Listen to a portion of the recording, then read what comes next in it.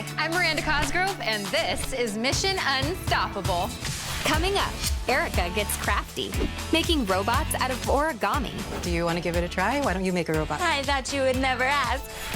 And you don't need thumbs to have a green thumb. The worm's like, look, in about a week, this is going to be delicious. Meet the animals who farm for their food. Then, get ready to follow me into a black hole. Have I ever steered you wrong? I spilled the STEM tea on these stellar mysteries. Plus, this engineer makes champions out of race cars. So you're like a engine whisperer. Yeah, something like that. Get ready to meet the scientists, inventors, and heroes who help make our world a better place. The future is here. The mission, unstoppable.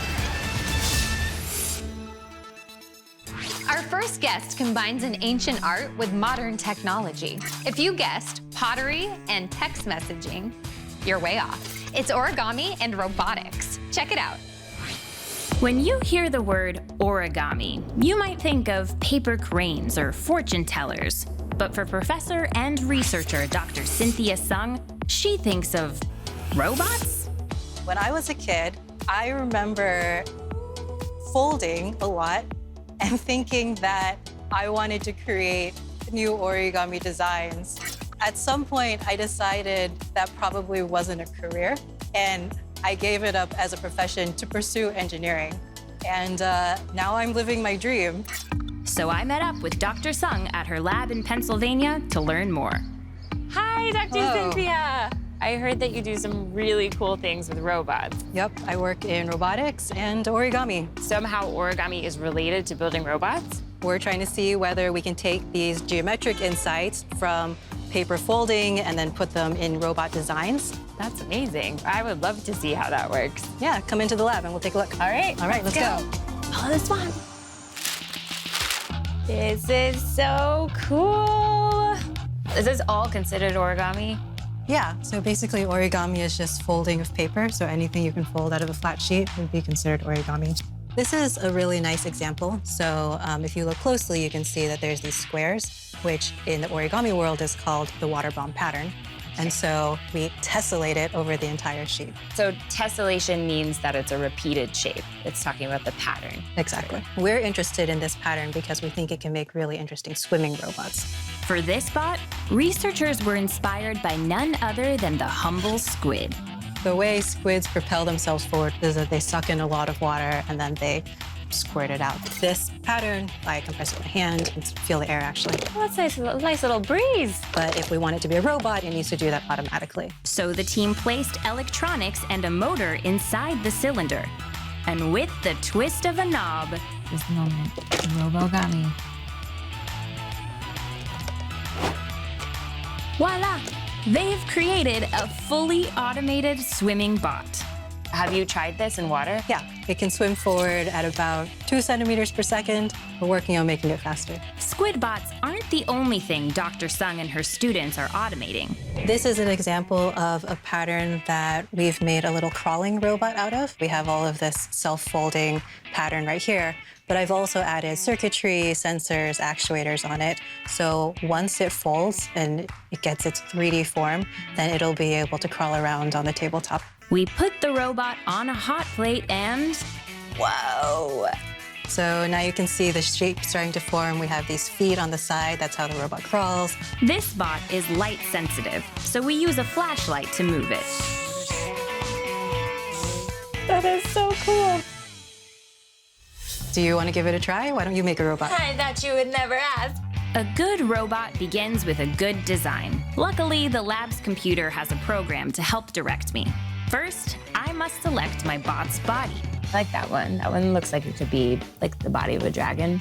Okay. Next, the dragon needs legs to move on. Wow. So many options. So many potential dragon legs. I top her off with decorative wings. Then the computer simulates its movement. That's so cool. Now it's time to print an origami. I think we can speed this up. This is my dragon. Time to turn it on and see what she can do.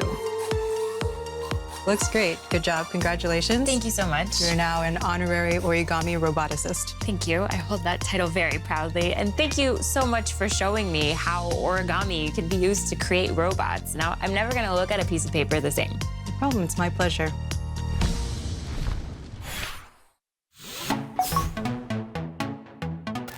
In my dressing room between takes, I like to check in with our experts. So I asked Dr. Sung what she's been up to since we last filmed. Check it out. Hi, Miranda. Since we filmed the show, my students and I have been making great progress in our robots.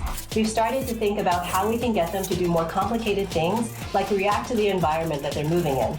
We're also working to improve our robot design software, and we're working with a cognitive psychologist to learn more about decision-making processes behind design in the hopes that we can then improve the software and release it to the general public. When we release the software, we're really excited to see what other people do with it, how they use their creativity, and how they use robots in their own lives. Thanks again for having me on the show. And remember, science is a team sport. Very few discoveries are made by sticking to one field. So go out, work with other people, and learn from them. Bye. On the surface, we humans seem to be very different from animals. I mean, have you ever seen a dolphin host a TV show? But some animals can have human-like behaviors. Take a look. It's obvious that animals have some incredible ways of getting food. They hide patiently, set elaborate traps, go on high-speed chases, and skillfully forage for the perfect bite. But what if I told you that some animals have a totally different way of getting food that we hardly ever talk about? And no, they're not ordering delivery. They're farming.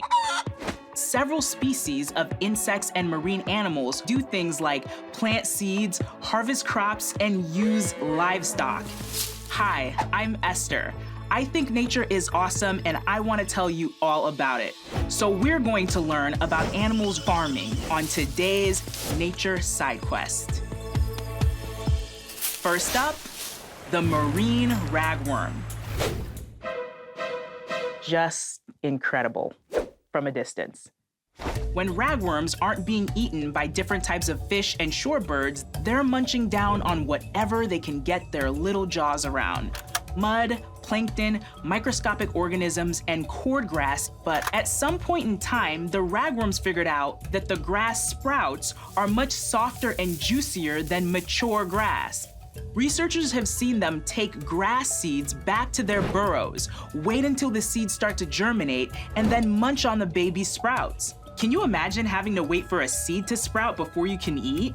The worm's like, look, in about a week, this is going to be delicious. Another farmer in the sea is the damselfish.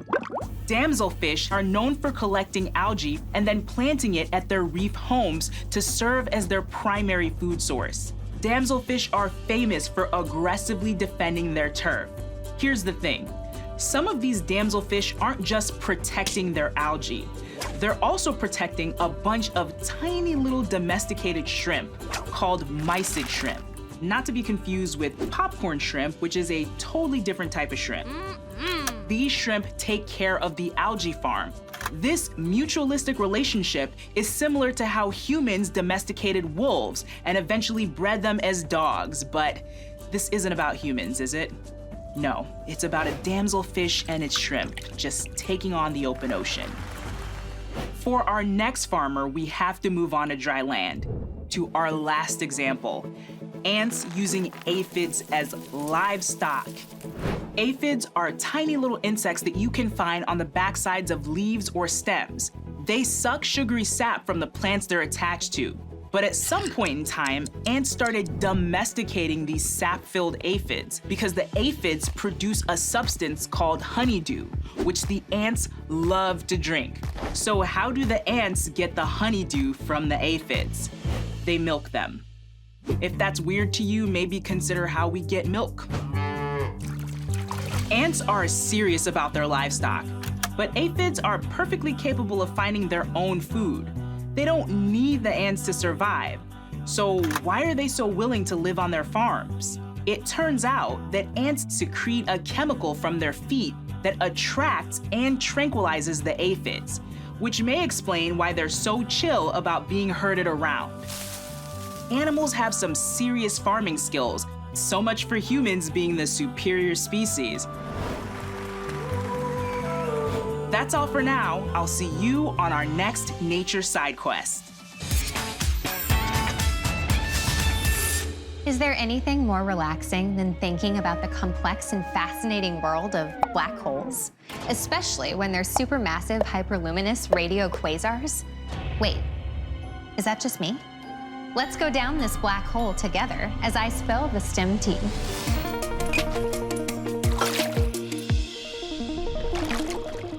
Okay, I can see how thinking about gravitational forces so strong that they stretch massive space objects into cosmic spaghetti might seem like the opposite of relaxing. But I think once I tell you about black holes and how awesome they are, you might change your mind. I mean, have I ever steered you wrong?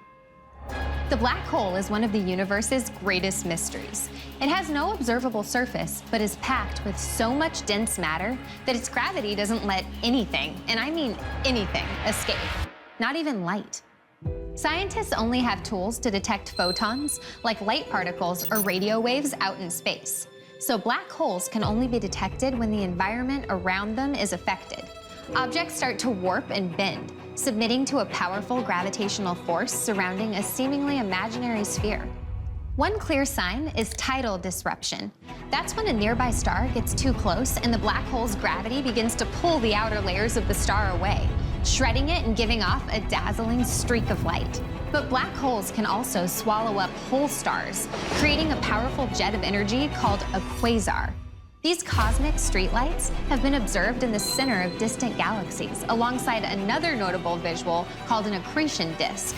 These rotating swirls of particles form when dust and gas fall toward its gravitational center and are probably what you think of when you imagine that glow around a black hole. Black holes were pretty much unknown until the 20th century. In 1916, a German physicist used his colleague's theory of relativity to postulate that any mass could become a black hole if compressed tightly enough. This theory was from a pretty underground scientist. His name's Albert Einstein. You probably haven't heard of him. Theory was the only thing keeping black holes on scientists' radar for a while. That is until 1971, when astronomers studying the constellation Cygnus noticed X-rays radiating from the direction of a bright blue star circling a mysterious dark spot. This was the first hard evidence of the existence of black holes. In 2019, we received the very first image of a black hole from the Event Horizon Telescope, which is not just one telescope, but a global network of synchronized radio observatories working together. And here it is. Since then, we've been able to use machine learning to create an even sharper image of this supermassive black hole located in the center of galaxy M87. Not only did this historic photograph allow scientists to confirm their theories, it sparked so many opportunities for new research. Though scientists are learning more about these black holes every day, these massive entities will probably remain one of the greatest mysteries of the universe for a long, long time, and will continue to alter galaxies as well as our collective imagination.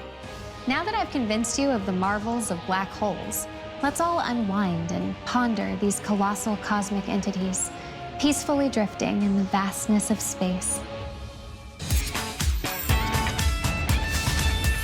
The phrase race car is spelled the same backwards and forwards. That doesn't have anything to do with science. I just don't get a lot of opportunities for palindromes around here. Anyway, let's meet trackside race engineer Nicole Rotondo. Hey, buddy, how's it going? You feeling okay? We all ready for the race tomorrow, or not so much? You know, you did so well last time with all the... Okay, unresponsive. If you want to know what's going on with the race car engine, you have to speak to an expert. An expert like engineer Nicole Rotondo. Nicole is one of the first women trackside engineers to power her team's car and driver all the way to the victory lane at the world-famous Indianapolis 500. I have always loved race cars. My dad is a mechanic by trade, so I grew up working in the garage. Engines were always the things on the car that made the most sense to me. Race engines are the loudest, fastest engines out there, so it seemed like the place to be. And the place to be today is right here at the Honda Performance Development Headquarters in Santa Clarita, California. My job is to extract the optimum performance and power out of these engines while also being around to troubleshoot any issues that can happen while these cars are running around track. So you're like a engine whisperer. Yeah, something like that. This looks like an engine. This is a Honda Civic engine. This is more like what you're gonna see in your standard road-going car. This engine is gonna top out 110, 120 miles per hour. And then over here, I have a race engine. These cars, they can do up to 240 miles per hour. Wow. Yeah. All engines kind of come down to the same basic principles: how much air we get, how much fuel we get, and the timing of the spark that ignites the air and fuel mixture, and that creates combustion. So all of that happens in what I imagine to be like a matter of seconds? Hundredths of seconds, actually. When we talk about how fast an engine spins, we refer to it in revolutions per minute. Your standard road-going engine cruising down the highway, you're gonna see 2,000 to 3,000 revolutions per minute. These engines, top speed, wide open throttle, you're gonna get 12,000 revolutions per minute. Speaking of racetracks, it's time to find out what secret language Nicole speaks to get the most out of an Indy car's high-performance engine and its driver when they're screaming around the track. If you've ever been to a race, you'll see when the car comes into pit, there's the pit crew that runs out to start changing the tires. And then there's also the people with a bunch of laptops and their headsets and their radios, and they're all looking at the data coming from the car. I communicate with the engines over something called live telemetry. So what exactly is telemetry? Telemetry is the data. For the most part, we can do this wirelessly while the car's running on track. And all of that data will be graphed, and that's what we're able to plot into these beautiful squiggly lines here. And you know what all these squiggly lines mean? Yep, every single one of them. Green is good, red is bad. These are your engine RPM, your gear trace, your driver throttle, your driver pedal, his steering angle. So I can look at the data and I can talk to our driver and say, this combination of switches and buttons will get you to the fuel saving that you need to be to finish out the race. Well, thank you so much, Nicole, for teaching me about the work you do. But now that I know everything there is to know about engines, when can I get behind the wheel of one of these babies? Well, I'm sorry to Beal, but that's gonna be a hard no. Seriously? Yeah, sorry, man. Oh, well, I got dropped off here, so that's gonna be a long walk home. Things I do in the name of science. Take care, Nicole. See you next time. Okay, bye.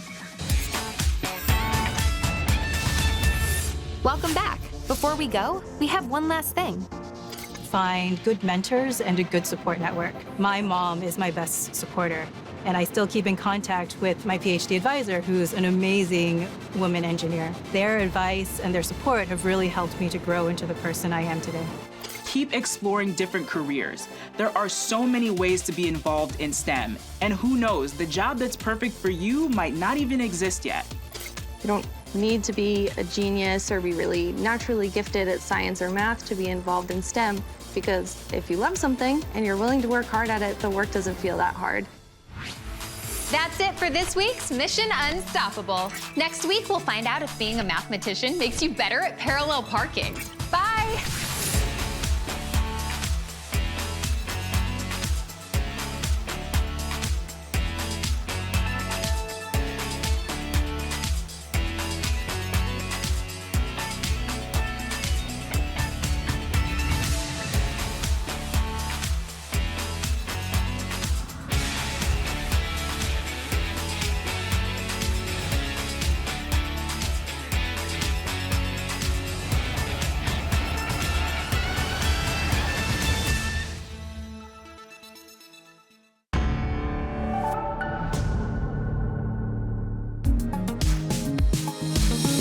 If you're watching this, you must have really liked the video. Make sure you follow and subscribe, and check out these other videos that are even better. No, really. I've seen this one over 100 times.